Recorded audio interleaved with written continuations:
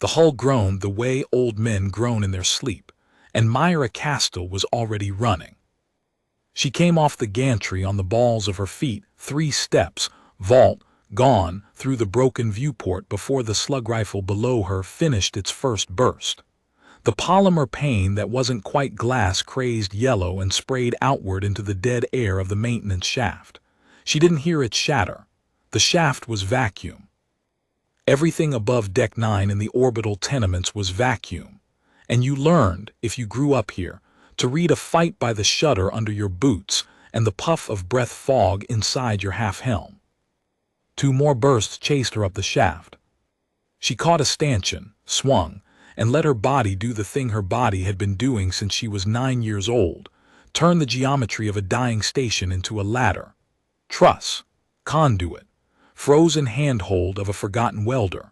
Up, up, until the shaft opened into the husk of an old hydroponics bay, and she could finally pull her helm seal and gulp the warmer air of a level that still had pressure. Below her, somewhere down in the gut of the Sevastopol tenements, Corvin's enforcers were arguing in 3 languages about who was going up first. Their armor was Vaughan's surplus. Their nerve was paid for. She had 90 seconds, maybe 2 minutes, before the bravest one decided he wanted Corvin's bounty more than he wanted his lungs. In her left ear, a small voice that should not have been small said, "Myra, Myra, where is your locator?" "Off, Theo." "Myra." I said off. She slid into a duct, knees first, scraping the suit's old paint against rivets that had been gnawed down to nubs. "You stay where I put you. You don't move. Do you understand?" "You said an hour." I lied, stay.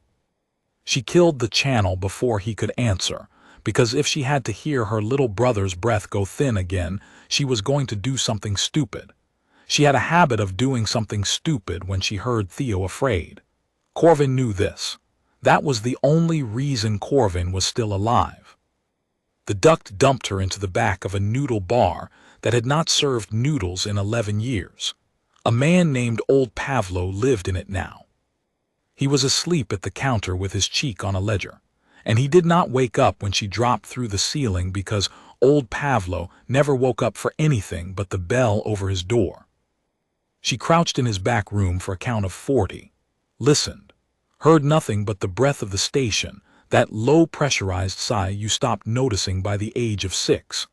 Then she pulled the panel off the wall behind Pavlo's icebox and took out the bag she'd hidden there 3 days ago, the one with Corvin's accounts pad in it, the one with the manifest she had not yet read because she did not yet have the courage. The manifest was the reason Corvin's enforcers were in her shaft. She read it now, by the green underglow of Pavlo's freezer. She read it twice. She sat down on Pavlo's floor and pressed the heels of her hands into her eye sockets until she saw stars. Because what was on the pad was not what Corvin had told his lieutenants it was, and not what his lieutenants had told their runners it was, and not what the runners had whispered to the half-dozen people in the Sevastopol who still believed words. What was on the pad was a Concord requisition code. A Concord requisition code attached to a payload class she did not recognize, routed through Corvin's freighter, and timestamped for delivery to the Sevastopol tenements in 19 hours. Myra Castle had grown up understanding 2 things about the Concord. The first was that they had built the wall of orbital debris that fenced Earth's sky 60 years ago and called it a quarantine. The second was that they did not, in the experience of anyone she'd ever met, deliver anything to the Sevastopol. She turned the pad off. She turned it back on. The code was still there. "Pavlo," she said. He did not stir. "Pavlo, you old bastard, I need your bell." She rang it herself on the way out. The thing about the Sevastopol, the thing the Concord drones never quite filed in their reports, was that it had stopped being a station 40 years ago and started being a country. 40,000 people lived in its hull. Half of them had never set foot on a planet. They were born up here, in the great rotting carousel of a ship the Vaughan Concord had welded shut and stopped looking at, and they had filled it with markets, schools, 2 churches, a synagogue, a small green-lit mosque, a brewery, a brothel that doubled as a clinic, and the kind of music you could only make on instruments built from scavenged hull plating. They had also, somewhere down in the deepest disused hangars, filled it with other things. Myra didn't know what those things were. Nobody under the age of 30 did. There were grandfathers in the Sevastopol who would not meet your eye when you asked about Deck -6, and there were grandmothers who patted your hand and said, "Child, you don't ask, because you don't yet need to know." She had asked once when she was 17, and her own grandfather had looked at her for a long time and said, "Myra, when the day comes, you will not need to be told. You will hear it." She had laughed at him. He had not laughed back. She thought about him now as she dropped 2 levels down into the bazaar, where the lights were strings of salvaged LEDs, and the air smelled of cumin and ozone and human sweat in roughly that order. She thought about his hands, which had been a welder's hands, and about the way he had looked at the floor sometimes as if he could see straight through it. She did not have time to think about him for long, because Corvin's people were already in the bazaar. She saw the first one by his shoulders. Corvin liked his enforcers built like cargo loaders, leaning against a kiosk that sold knockoff Vaughan breathers. She saw the second one by his stillness. He was the dangerous one. He had eyes that did not move when his head did, and he was watching the upper catwalks because he had guessed correctly that she would come down through them. She did not come down through them. She walked right past him, with her hood up and her hands in the pockets of a maintenance jacket she had stolen from a locker 3 minutes ago, and she walked like a tired off-shift welder who had cried in a bathroom and did not want to be looked at. She had been practicing this walk since she was 11. Corvin's man's eyes slid over her, and away and back to the catwalks. Behind her, she heard him sigh. She kept walking until the bazaar gave way to the long corridor that the locals called the throat, because it narrowed and curved and you came out of it into the lung of the station. And then she stopped, and she turned around, and she walked back. The dangerous one looked up. This time she met his eyes. He had perhaps a second to understand. He used it well, which was to say he reached for his sidearm without changing the line of his mouth, and that was the only reason it took her 2 strikes instead of 1. The first strike was his wrist. The second was his throat, with the heel of her palm hard enough that the cartilage gave. He went down on one knee, then both, then face first into a basket of nuts that the kiosk woman had been pricing. The kiosk woman did not scream. The kiosk woman, who was 61 and had buried 2 sons in the orbital wars, picked up the basket, dumped the man's face out of it, and went on pricing nuts. The big one came at Myra from her left. He was fast for his size. She let him be fast. She stepped inside his arc, hooked his ankle, and rode him to the deck with her knee on his sternum, and by the time his back hit the plating she had his own stun baton against the soft place under his jaw. "Where," she said, "is Theo?" He spat at her, missed. She pressed the baton until his eyes rolled. "Corvin's tower," he said, "8th the collar." "What collar?" "Stasis, he's fine." "He's fine. Corvin he wants you, not the boy, he just—" She did not let him finish the sentence. She didn't hit him. She just stood up and she looked down at him, and she let the look do what looks do when they come from someone who has nothing left to lose. Then she picked him up by his collar. He was twice her weight, but adrenaline is a kind of cheating. And she dragged him across the bazaar floor while every vendor and beggar and pickpocket in the lung of the station got very quiet, and she dragged him through the throat, and she dragged him down the long sloped corridor that led to the Concord checkpoint at the seam where the Sevastopol kissed the Concord patrol ring. The checkpoint had 2 guards. They were Vaughan, both of them in the pearl gray exoshells the Concord wore when they wanted to look bored. One of them was actually reading something on his pad. The other was looking at her with the slow widening of the second pair of eyelids that meant a Vaughan had stopped being bored. She dumped Corvin's enforcer at their boots. "This one," she said, "shot at me in your jurisdiction." The bored one was no longer bored. Identify yourself. Myra Castle, Sevastopol citizen, he's all yours. Citizen, you are not authorized to. He's all yours, she said again, and she turned around and she walked back up the corridor, and she was 3 steps into the throat before the bored Vaughn finished telling her she was under arrest. She did not run, she had run enough for one day.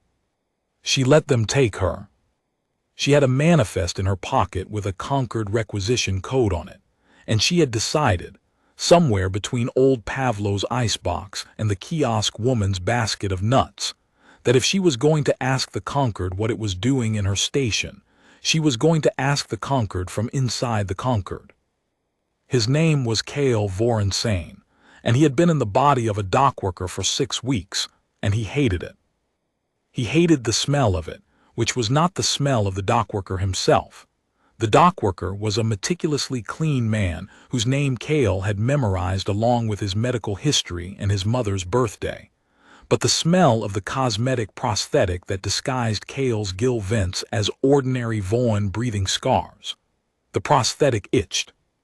It had itched for 43 days. He had not been allowed to scratch it because scratching it would have shifted the seam and given him away, and so he had developed, over 6 weeks, a relationship with the itch that was the relationship a saint develops with martyrdom. He hated the lying. He had been raised in a house that did not lie. His mother had been a magistrate. His father had been a magistrate's husband. He had grown up at a table where the worst thing a child could do was misrepresent, and now he was misrepresenting for a living, and for a cause he was no longer entirely sure he believed in. What he did not hate, to his own surprise, was the humans. He had been told, in his briefings, that the humans of the Sevastopol were feral. He had been told they were violent, that they were filthy, that they had degenerated over 60 years inside the quarantine ring into something the Concord could no longer recognize as the species it had walled off. He had been shown footage of riots. He had been shown autopsy reports of Concord drones torn apart on Deck 4. What he had found, when he had walked into the bazaar in the body of a dockworker with calluses on his palms and an apron that smelled of fish broth, was an old woman who had given him a bowl of fish broth. She had not charged him. He had tried to pay. She had pushed his hand away and said, "You eat first, you pay second. That is how it is done here," and he had eaten the broth. And the broth had been very good, and he had paid her twice what she asked, and she had taken half of it and given him the rest back along with a piece of flatbread, and he had walked out of the bazaar that evening understanding that his briefings had been written by people who had never met a human. He thought about the old woman now, as he sat in the back of an unmarked Concord shuttle and listened to 2 officers above his pay grade argue about the human they had arrested at the seam checkpoint. "She walked in," the senior one was saying. "She walked in and dropped him at the guard's feet. Like he was meat. And she had the manifest. She had the manifest. On her person. On her person." A pause. "How," the senior one said, "did a Sevastopol gutter rat get her hands on a Corvin manifest with our requisition code on it?" "She stole it, apparently." "From Corvin." "From Corvin." The senior one laughed. It was not a kind laugh. "Get me Vorinsane," she said. Cale, who had been sitting very still in the back of the shuttle, pretending to be a dock worker on a routine ride, took his earpiece out of his ear and put it in his palm and looked at it. The senior officer was his aunt. His aunt was, by the standards of the House of Vorin, a person who did not call for him unless something had gone wrong at a level above what most people understood the word wrong to mean. He put the earpiece back in. He listened. He learned in the next 90 seconds that the manifest the gutter rat had dropped at the checkpoint contained a Concord requisition code attached to a payload class called Cascade Initiator, that the Cascade Initiator was inbound to the Sevastopol in 19 hours, that nobody in his aunt's department had authorized the requisition, and that the requisition had nevertheless been signed by someone with the authority to sign it. He learned in the 90 seconds after that he was being reassigned. His new assignment was to enter the Sevastopol under his existing cover, locate the Cascade Initiator, locate the human woman who had stolen the manifest, and bring both out alive. He learned, in the final 30 seconds before his aunt severed the channel, that he would not be doing this alone. He would be doing this with the human woman. He sat in the back of the shuttle for a long moment. He scratched, finally, at the seam of his prosthetic gill vents. He did not care any more if it shifted. Then he said, to the empty shuttle, the Vaughan word that his mother had once washed his mouth out for using, and he stood up, and he went to meet the human who had dragged a man through a market by his collar. They put her in a holding cell that smelled like disinfectant and old fear. She sat on the bench with her hands cuffed in front of her and her boots flat on the floor, and she did the breathing her grandfather had taught her when she was 8 years old and afraid of the dark.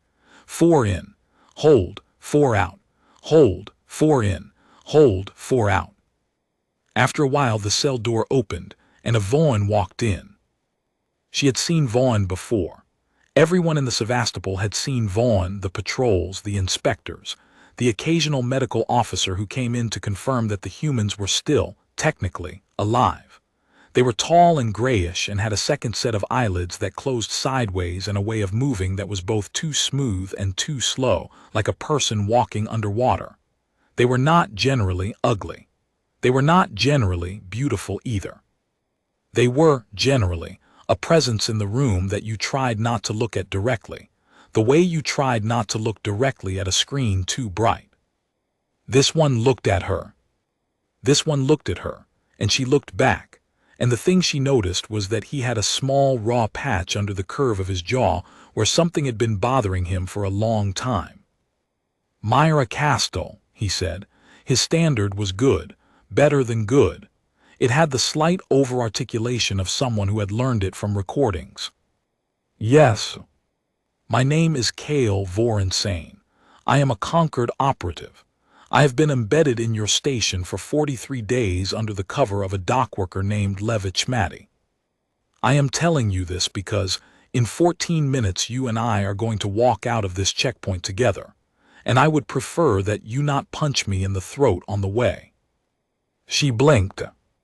That is a very specific introduction. I have read your file. I don't have a file. You do now. We made it 40 minutes ago.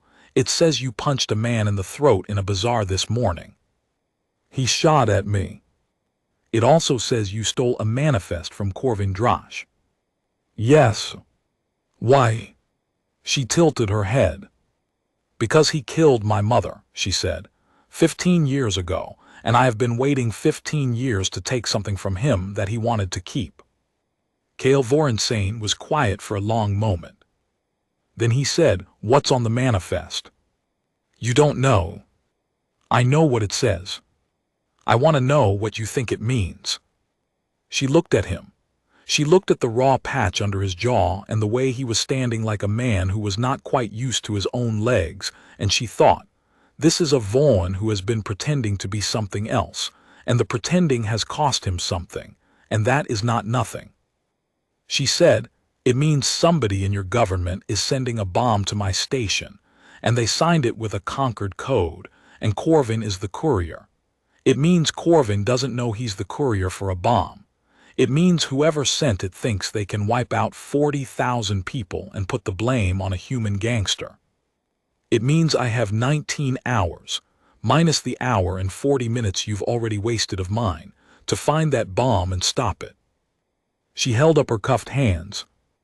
It also means, she said, that you need me more than I need you, because I know every duct in that station and you've been there 43 days. So take these off. Cale Vorinsane considered her for a long time. He took out a small device from inside his sleeve. He pressed it against her cuffs. The cuffs opened. 13 minutes, he said. Try not to punch me on the way. The thing the Concord had never quite understood about the Sevastopol. The thing that would, in 19 hours, proved the most consequential mistake any galactic power had made in 3 centuries, was that the Sevastopol had been built by people who knew it was a cage. The original colonists, the ones who had ridden up from a burning Earth in the bad years after the Concord blockade went hot, had not been farmers or refugees. They had been engineers. They had been welders and shipwrights and reactor specialists. They had been, almost to a person, the men and women who had built Earth's last orbital fleet in the months before that fleet had been turned to slag by the Vaughan's opening salvo, and they had been sent up into the Sevastopol by their own government with a single instruction, an instruction so quiet that it had not, in 60 years, ever once been written down. The instruction was, keep building. It had been passed grandfather to granddaughter, foreman to apprentice, in workshops on Deck -6 that the Concord drones did not map, because the Concord drones did not know that Deck -6 existed. It had been passed in the brewery and in the brothel clinic and in the green-lit mosque. It had been passed in the small green tattoos that the welders gave each other on the inside of the left wrist, the ones that looked like a sailor's anchor and were not a sailor's anchor. Myra Castell had one of those tattoos. She had gotten it when she was 19 in a back room of the brewery from a woman who had cried while she did it. The woman had been her grandfather's apprentice. Her grandfather had been dead for 2 years. She had not understood at 19 what the tattoo meant. She had understood that her grandfather had wanted her to have it, and that had been enough. She understood now, finally, walking through the seam checkpoint at the side of a Vaughan who thought he was rescuing her, what her grandfather had been waiting for. She understood what was on Deck -6. She understood why he had told her, when the day comes, you will not need to be told, you will hear it. She did not, however, tell Cale Vorensane any of this. She walked beside him with her hands in her pockets and her hood up, and she let him think he was leading. Corvin Drash lived in a tower. He had built it himself, or rather, he had paid other people to build it for him, out of 3 stacked cargo containers welded onto the top of an old fuel bunker on Deck 2, and he had called it a tower because Corvin was the kind of man who called things what he wished them to be and then dared the world to disagree. It had a balcony. The balcony looked out over the great central well of the Sevastopol, the long drop down through the lung of the station to the Risic lights at the bottom, and Corvin liked to stand on the balcony and look down at his city, because Corvin had also decided, somewhere in his 40s, that the Sevastopol was a city and he was its mayor. His enforcers called him mayor to his face. The bazaar called him mayor when they wanted his protection. Myra Castell had called him a great many things, most of them in private, and never once had she called him mayor. She climbed his tower from the outside. This was not, strictly speaking, the plan she had given Cale. The plan she had given Cale was that they would enter through the service ducts at the back, surprise the guard on the 8th floor, and extract her brother. She had said this with great seriousness in the back of a noodle bar that was not old Pavlo's, and Cale had nodded with great seriousness back at her, and they had agreed. She had then gone up the outside of the tower while he was buying breathers.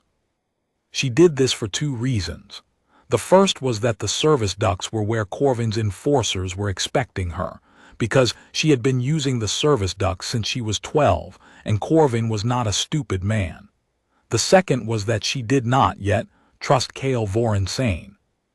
He had a raw patch under his jaw and good standard and an ant in Concord intelligence, and any one of those things would have been enough to make her keep her distance. All 3 together meant she was going to get her brother out by herself and meet Cale at the second rendezvous and explain later. Her hands knew the climb, welded handhold, bracket, the lip of the second container where the seal had warped in 49. Up. The 8th floor balcony had a railing made from a salvaged docking arm. She came over it like a held breath. The balcony door was open because Corvin liked his air to move. She stepped through. The room on the other side was Corvin's bedroom. Corvin was not in it. Corvin was, according to her count of the guards she had seen leaving the tower in the last hour, downstairs in his office with 4 enforcers, 2 of whom were the ones whose names she remembered. Corvin was, at this exact moment, dictating a letter to his accountant. Corvin dictated his letters because Corvin could not, technically, read. Theo was in the next room. Theo was 9 years old. He had her mother's eyes and her father's hair and a small chipped front tooth he had gotten falling off a railing when he was 6, and he was sitting on the edge of a metal bed with a stasis collar around his neck, and the collar's indicator light was blinking blue, which meant the field was on but not yet engaged. He looked up when she came in. He did not make a sound. He had been taught not to make a sound. He looked at her with the kind of held silence that no 9-year-old should know how to hold, and she crossed the room in 3 steps and put her forehead against his forehead and breathed. "I'm here," she said. He nodded once. "The collar," she said. "Don't move." She took out the small tool kit she carried in the inside pocket of her jacket, and she worked on the collar with the kind of patient, focused intensity she had inherited from her grandfather, who had once spent 11 hours rewiring a life support manifold with 3 fingers broken. And the collar clicked, and the blue light went out, and Theo took a breath that sounded like the first breath of a person who had been holding it for 2 days. She was lifting him into her arms when the bedroom door opened. Corvin Drosh was a heavy man. He had a face that had been beautiful once and was no longer, in the way faces went when a man stopped being kind to himself, and he had small, clever eyes and a mouth that he used as a weapon and a heavy pistol in his right hand, and he had 2 enforcers behind him in the doorway. "Myra," he said. His voice was the same warm gravel it had been when she was 12 and afraid of him. "Myra, sweetheart, you climbed up the outside. You're going to break your neck one of these days."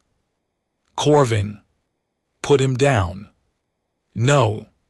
"Put him down, Myra." She did not put Theo down. She put Theo behind her. Corvin raised the pistol. The pistol was, she noticed with a small detached part of her mind that was very calm, a Vaughan officer's sidearm. Not conquered surplus. Not knockoff. Real. New. The kind of pistol that should not have been in the hand of a Sevastopol gangster, and the fact that it was in his hand told her a great many things very quickly. "You're working with them," she said. "Sweetheart. You're carrying for them. You don't know what you're talking about. You're carrying a cascade initiator for them, Corvin. You don't even know what it is. They're going to set it off in the station, and they're going to put your name on it, and you don't even know." Corvin Drosh, who had been 3 things in his life, a smuggler, a killer, and the man who had murdered her mother for an unpaid debt of 200 credits, went very, very still. Then he smiled slowly. It was not a nice smile, but the small, clever eyes had changed. "Tell me," he said, "what a cascade initiator is." She told him. He listened. She watched his face the whole time. She watched the small, clever eyes do the math. She watched him understand in real time that the Vaughan who had hired him had not hired him to deliver a package. They had hired him to be a body, specifically the body. The body the conquered would point at afterward when the questions came, when 40,000 humans were ash on a deck plate and somebody in a conquered uniform had to stand in front of a council and say, "Look, look." It was the gangster, the human animal in his tower. He did it. Corvin Drosh, smuggler, killer, mayor of a city he had made by murdering its mothers, lowered his pistol. "Sweetheart," he said very quietly, "I'm going to need you to do something for me." The thing she would think about later. The thing she would think about for the rest of her life, in fact, on nights when she could not sleep, and the Supercarrier's reactor hummed under her bunk like a held breath, was that she had been wrong about Corvin. Not wrong that he was a killer. Not wrong that he had taken her mother. Not wrong that he was, by any honest accounting, a man whose death was overdue. Wrong that he was small. He was not small. He was not even, in the end, a gangster. He was a man who had built something, a thing he called a city, and when the people who had paid him to be a body realized he was not going to be a body for them, he stopped being a gangster and became, for the last 90 minutes of his life, something else. He gave her his pistol. He gave her the access codes to his freighter, where the Cascade Initiator was already aboard, already on its slow drift in toward the Sevastopol dock. He gave her the name of the conquered officer who had hired him, which was a name she did not yet recognize but which Cale Vorinsane, when she said it to him 40 minutes later in the back of a noodle bar, would recognize and would close his eyes at the sound of, in the way a man closes his eyes when he learns that the rot in the house is in the load-bearing beam. Corvin gave her one more thing. He gave her last, the thing she had not asked for and had not wanted and would, in the end, carry the rest of her life. He gave her the truth about her mother. He told her, standing in his own bedroom with his pistol in her hand and Theo behind her, that he had not killed her mother for 200 credits. He had killed her mother because her mother had been a welder on deck -6, and her mother had refused, the week before she died, to forge a manifest that would have let a conquered inspector down into the deck. And Corvin, who had been paid by that conquered inspector, had been told to make the refusal an example. He had made it an example. He had regretted it, he said, ever since. He told her this the way a man tells a thing he has held in his mouth for 15 years. She listened with her face very still. She did not cry. She would cry later in the back of the noodle bar in front of Cale Vorinsane, who would not understand why and would not ask. She listened, and when he was done, she said, "Get out." "Myra." "Get out of my way, Corvin. Walk down the stairs. Go to your office. When the conquered come for you, you give them everything. You give them the name, you give them the freighter, you give them me if it helps, then you run. They'll kill me. Then run faster." He looked at her. He had small, clever eyes that were not in that moment clever. They were tired. "Your mother," he said, "was the bravest welder I ever saw." "I know." He nodded. He stepped aside. She walked past him with Theo in her arms, and she walked down 8 flights of stairs in Corvin Drosh's tower, and she walked out the front door past the 4 enforcers who did not stop her, because Corvin had told them, on the way down, not to, and she walked into the lung of the Sevastopol with her brother's arms around her neck and a Vaughan officer's pistol in the back of her belt. Corvin Drosh did not run. He went down to his office. He sat in his chair. He poured himself a drink. He waited for the conquered to come. They came. He gave them everything. They killed him anyway. She would not learn this until later. She would not, in fact, learn it from the conquered at all. She would learn it from the old woman who sold nuts in the bazaar, who had been Corvin's cousin, and who would, the morning after, give her a bowl of nuts and would not let her pay. "You climbed his tower," Cale said. "Yes." "Alone?" "Yes." "With your brother?" "Yes." Cale Vorinsane put his head in his hands. They were in the back of a different noodle bar, a real one this time, run by a man called Tej, who was Myra's mother's second cousin, and who had not asked any questions when she walked in carrying Theo and trailing a Vaughan. Tej had given Theo a bowl of soup. Theo was eating it now slowly in the corner, with the small, focused dignity of a 9-year-old who has decided he is among adults. "The freighter," Cale said, lifting his head. "Where?" "Approaching Dock 17, slow drift. Corvin's codes are still active. We can board her." "We?" "You and me, not him." She glanced at Theo. "I'm leaving him with Tej." "Myra." "Don't." "I was going to say," Cale said very carefully, "that we should leave him with Tej." She looked at him. He looked back at her. There was something in his face that she had not seen on a Vaughan's face before. It was not exactly kindness. It was something drier, something closer to recognition. the look of a person who had been told all his life that the people across the wall were one thing and who was discovering, slowly and at some cost to himself, that they were another. She did not soften, because she did not soften, but she nodded once. "The initiator," she said. "What is it?" "Actually..." Cale was quiet. "It is," he said finally, "a device my government does not officially possess. It is a suborbital cascade weapon. It uses the station's own atmospheric processors against itself. When detonated, it converts a station's breathable air into a thermal accelerant in approximately 4 seconds. The effect on a sealed environment is total." "How total?" "Total? How many?" "In the Sevastopol, 41,307, plus the patrol ring." "The patrol ring?" "The patrol ring would also burn." She thought about that. She thought about the Vaughn officers at the Seam checkpoint, the bored one and the one who had been reading. She thought about the patrol officers who came through the bazaar once a month to inspect the meat scales, and who had never, in her memory, raised a weapon at a human.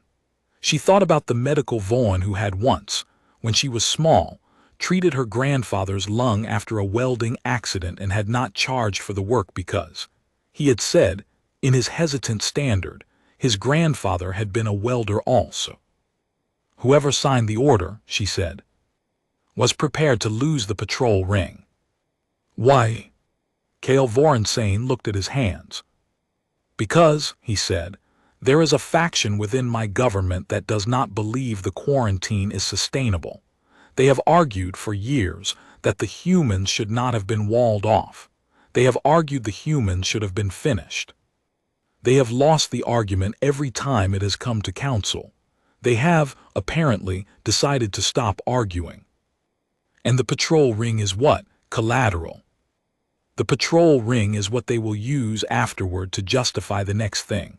A massacre of Vaughn officers by feral humans. A breakout from the Sevastopol. A pretext. The patrol ring burns and the council votes, and the council votes, and the humans are erased." She was quiet for a long time. "You knew this," she said finally. "Some of it you knew." "I knew some of it." "And you were sent to find the bomb." "I was sent to find the bomb. I was not until today certain who had sent it." "And now?" "Now I am certain." She looked at him. "Your aunt," she said. He did not answer. He did not have to answer. She stood up. She walked over to Theo and she crouched in front of him and she put her hand on the side of his face. "I'll be back," she said. He nodded. "I love you." "I love you too." She stood up. She walked back to Cale. She said, "Let's go burn a freighter." Boarding the freighter was not, in the end, the hard part. Corvin's codes were still active. Corvin's freighter was a beat-up old hauler called the Tariq Bey that had been built on Earth, before the wall, and had been bootlegged through 6 owners and 4 flag changes since. It still answered to Corvin's voice print, which Cale had, because Cale had been listening to Corvin's voice for 43 days through 3 different bugs.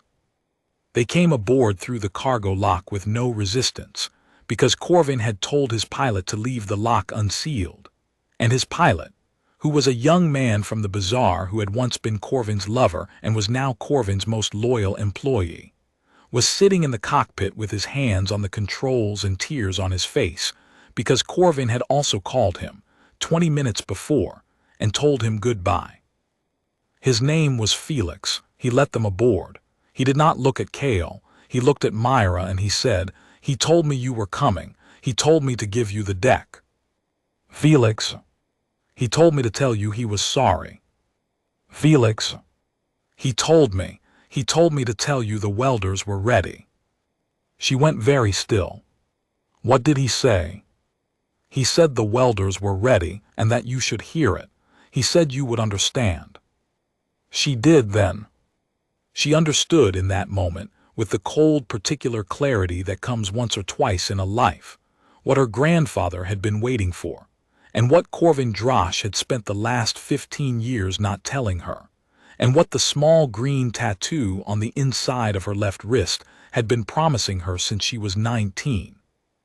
She understood also that she was going to live through the next 4 hours, or she was not, and either way the Sevastopol was going to do a thing it had been waiting 60 years to do. She put her hand on Felix's shoulder. "Take her to the dock," she said. "Slow, let them think the delivery is on schedule. When we cut the initiator loose, you peel off. You don't wait for us." "Myra." "You don't wait for us, Felix." He nodded. She and Cale went down into the hold. The initiator was in a magnetic cradle in the center of the hold. It was smaller than she had expected, a matte black ovoid about the size of a bizarre fruit barrel, ringed with 3 bands of pale blue light. The light was not pulsing. The light was simply there, the way a held breath is simply there. Cale moved toward it. She put her hand on his arm. "How do we kill it?" "We don't." "Excuse me." "We can't. There's no diffusal mechanism. It is set on a timer locked to a Concord command key, and the key is not in this hold. The key is on a desk in a Concord administrative office 2 systems away. We cannot stop it from here." "Then what was the plan?" "The plan," Cale said, "was for me to find it, transmit its location, and have a Concord strike team intercept it. The plan was for me to never be alone with it. The plan, in short, is broken because we are alone with it, and the Concord strike team is not coming, because the Concord that would have sent that strike team is the same Concord that signed the requisition. There is no strike team. There has never been a strike team. I was sent in to confirm that the device existed, and to die quietly when it went off." She looked at him. "You were what?" "I was bait. My aunt did not assign me this mission. My aunt protested this mission. My aunt was overruled by her superior, who is the officer Corvin named. I was assigned because my death in the Sevastopol would be politically useful to that officer.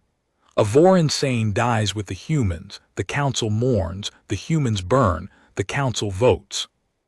"Your own family." "My own family."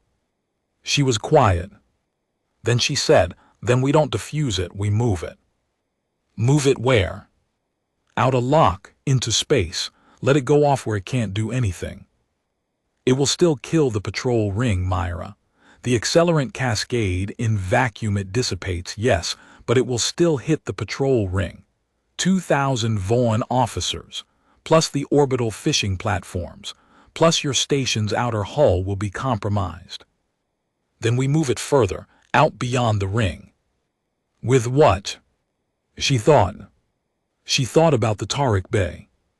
She thought about the freighter's drive, which was a Voan surplus burner that had been overhauled 6 times by Sevastopol welders and could, in the right hands, throw the ship at 60% of military acceleration.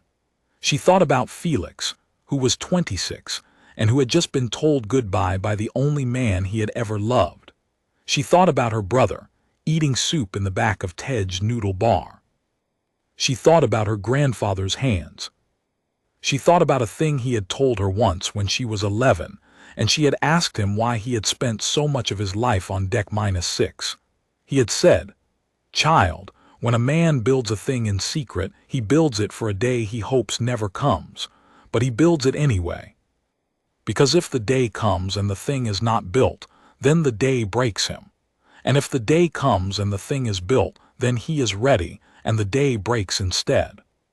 She turned to Cale. "Get to the cockpit," she said. "Tell Felix to peel us off the approach. New heading." "Where?" She told him. He looked at her for a long moment.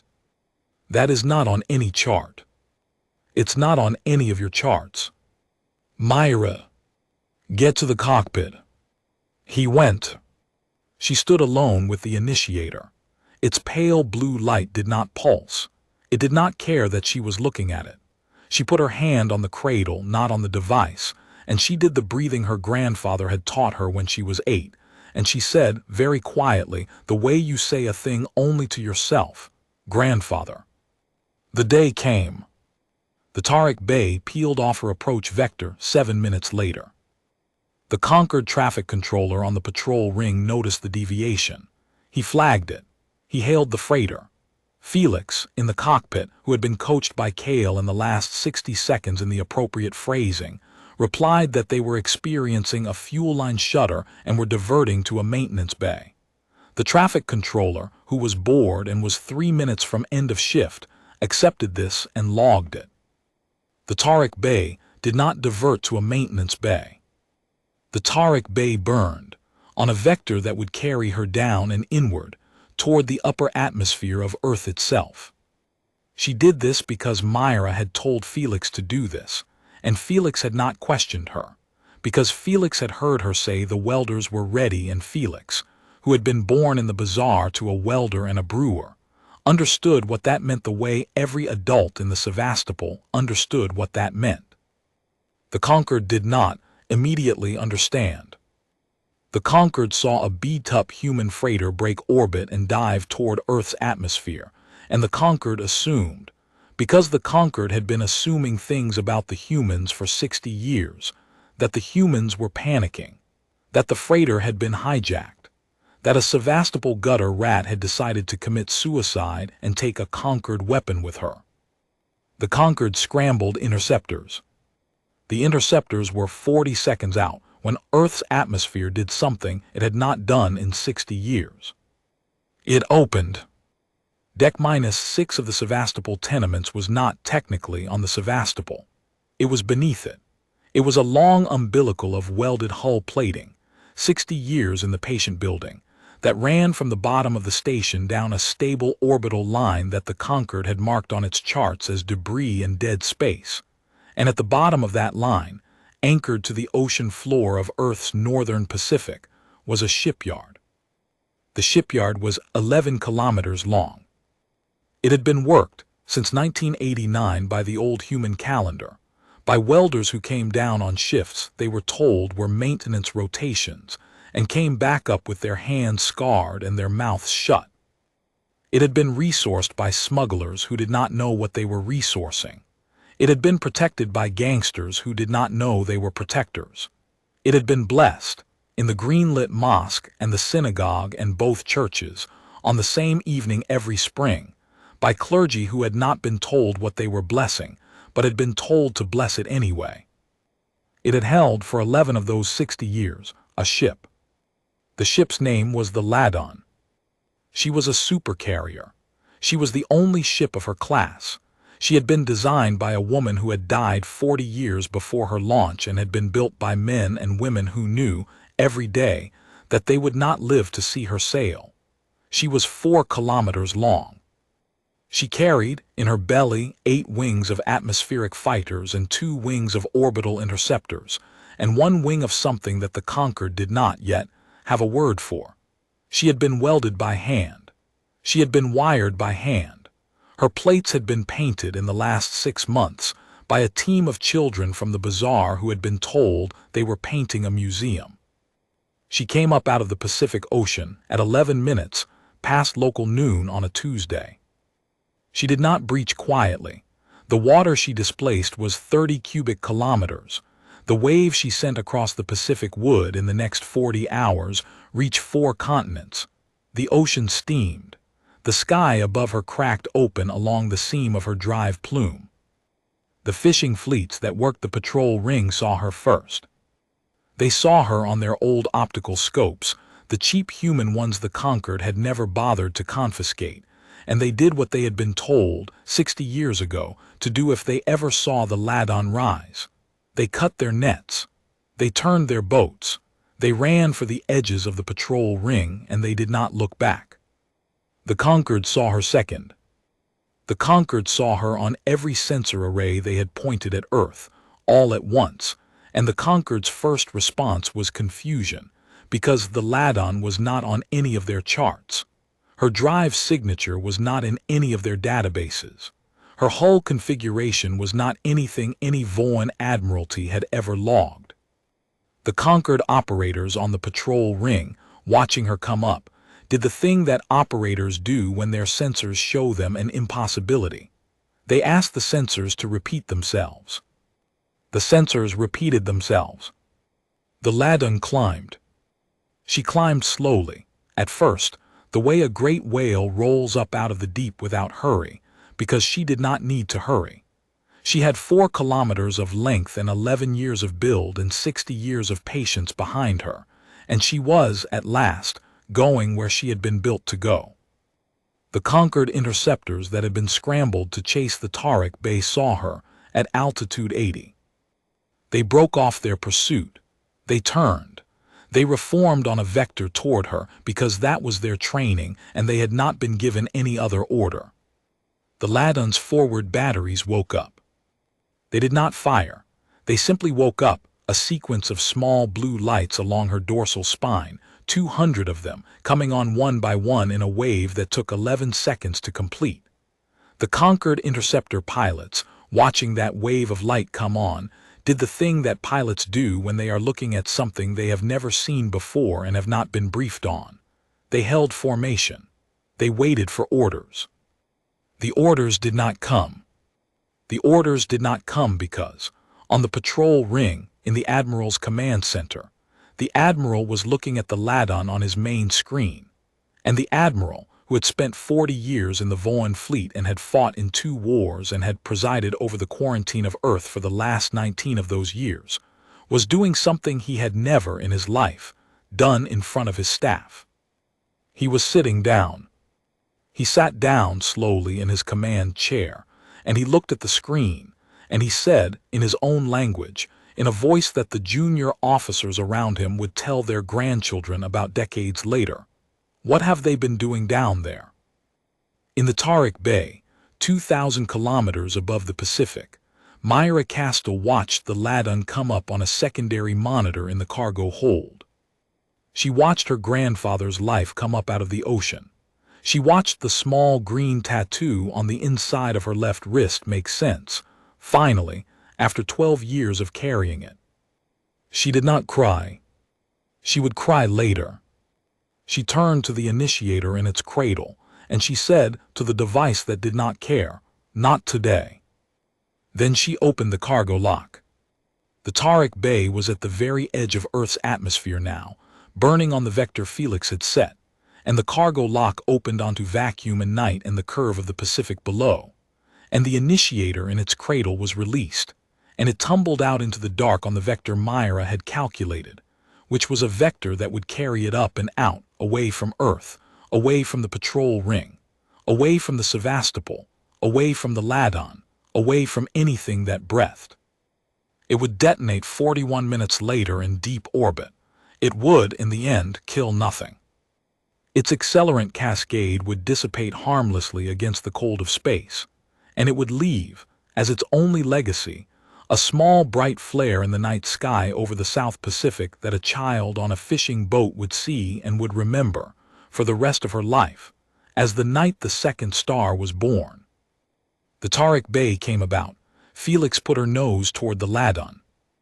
In the cockpit, Cale Vorensane was looking at the Supercarrier through the forward port with both sets of his eyelids fully retracted, which was a thing Voan did. Myra would later learn, only when they were looking at something that had broken their ability to expect. "Myra," he said. "Yes." "What is that?"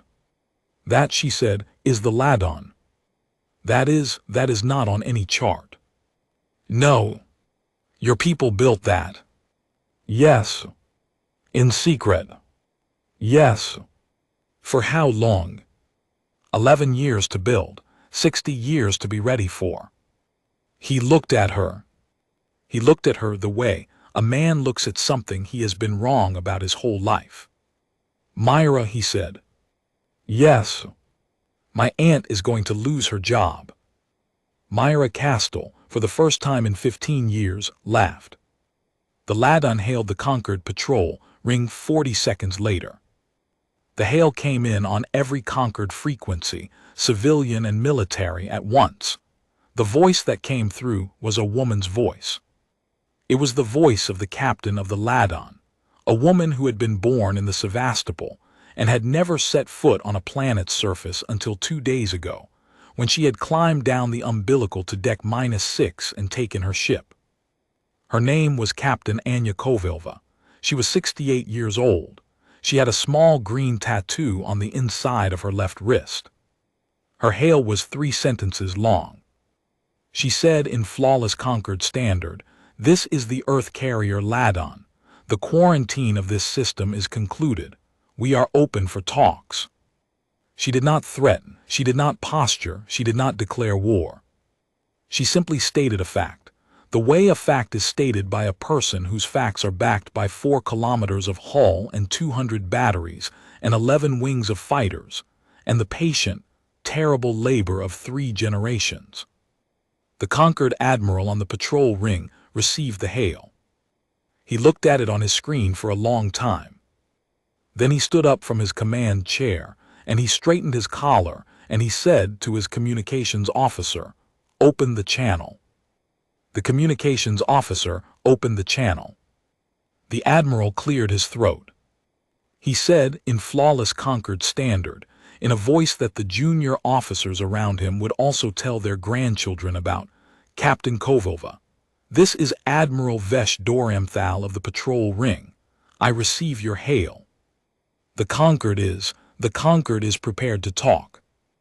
There was a pause on the channel. Then Captain Kovalva's voice came back. "Good," she said, "then let's talk."